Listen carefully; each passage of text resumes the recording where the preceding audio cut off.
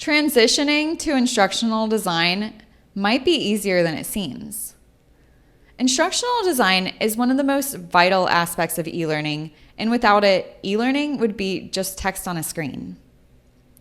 Instructional design is the systematic practice of designing and developing instructional experiences similar to those of instructors.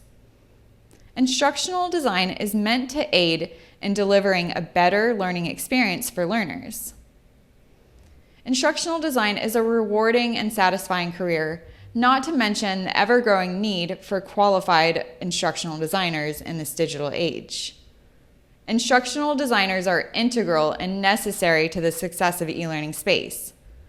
The process usually involves knowing the learners, what the learners need, and assisting them by delivering engaging and effective training that meets their requirements. It's essential for those who are transitioning to the field to learn the systematic process of instructional design in order to be successful.